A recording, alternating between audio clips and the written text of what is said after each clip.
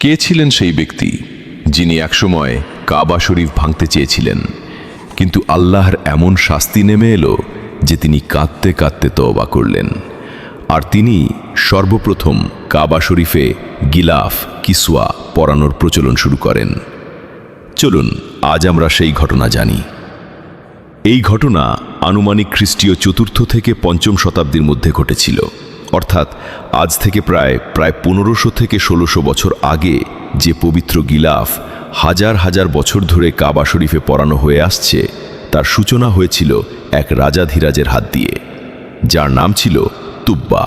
তুব্বা আসলে একটি উপাধি ছিল যা ইয়েমেনের রাজাদের দেওয়া হতো। ঘটনাটি সেই সময়ের যখন তুব্বা মদিনার মানুষের মন জয় করার পর হাজার হাজার সৈন্য নিয়ে মক্কার দিকে রওনা দেন। পথে তার সেনাপতিরা তাকে উস্কে দিতে শুরু করল। তারা বলল, হে বাদশাহ, এটি আরবের সবচেয়ে বিখ্যাত শহর, কাবা শরীফে অসংখ্য ধন সম্পদ রয়েছে। আপনি যদি এটি দখল করতে পারেন তাহলে সারা পৃথিবীতে আপনার নাম ছড়িয়ে পড়বে। বাদশাহ তখনও কাবা শরীফের মহিমা সম্পর্কে সম্পূর্ণ অজ্ঞ ছিলেন। তিনি সেনাপতিদের কথা মেনে নিলেন এবং কাবা লুট ও ধ্বংস করার ইচ্ছা করলেন। কিন্তু যেই মুহূর্তে তুব্বা ও তার বাহিনী কাবা আক্রমণের ইচ্ছা করল, সেই মুহূর্তেই তাদের ওপর নেমে এলো ভয়ঙ্কর এক রোগ। সৈন্যদের শরীরে তীব্র ব্যথা শুরু হলো। কেউ দাঁড়াতে পারছিল না, কেউ চলতেও পারছিল না। যে হাজারো সৈন্য মুহূর্তে শহর জয় করতে পারত, তারা এখন মাটিতে কাতরাতে লাগল। বাদশাহ তুব্বার নিজের অবস্থাও একই হলো। তিনি অসহায়ের মতো নিজের তাঁবুতে পড়ে রইলেন। কোনো ওষুধই কাজ করছিল না।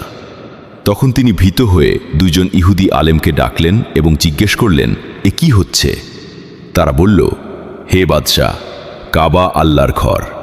আমাদের দৃঢ় বিশ্বাস আপনি যখন থেকেই এটিকে ক্ষতি করার ইচ্ছা করেছেন, তখন থেকেই এই শাস্তি নেমে এসেছে।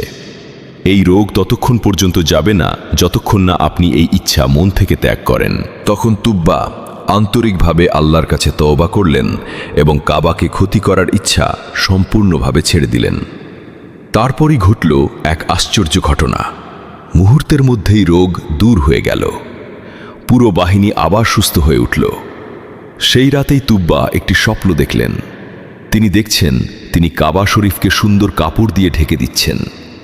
সকালে উঠে তিনি সেই স্বপ্ন আলেমদের বললেন। তারা বললেন, এটি আল্লাহর পক্ষ থেকে একটি ইঙ্গিত, আপনি কাবাকে গিলাফ পরান। তখন তুব্বা সঙ্গে সঙ্গে আদেশ দিলেন। প্রথমে খেজুর পাতার তৈরি আবরণ দিয়ে কাবা ঢেকে দেওয়া হলো, কিন্তু এতে তার মন ভরল না। তারপর তিনি ইয়েমেন থেকে সবচেয়ে দামি কাপড় আনালেন, লাল ও সাদা ডোরাকাটা এক রাজকীয় বস্ত্র, যা শুধু রাজাদের জন্যই তৈরি হতো। সেই মূল্যবান কাপড় অত্যন্ত সম্মান ও মর্যাদার সঙ্গে কাবা শরীফে পরানো হলো। এটাই ছিল ইতিহাসের প্রথম কাবার গিলাফ কিসওয়া। এরপর তিনি কাবার জন্য একটি দরজা তৈরি করালেন এবং তার চাবিও বানালেন। সেই দিন থেকেই কাবা শরীফে গিলাফ পরানোর এই প্রথা শুরু হয়, যা আজ পর্যন্ত অব্যাহত রয়েছে। সুবহানাল্লাহ। আল্লাহ তাআলা আমাদেরও কাবা শরীফের গিলাফ ছোঁয়ার সৌভাগ্য দান করুন।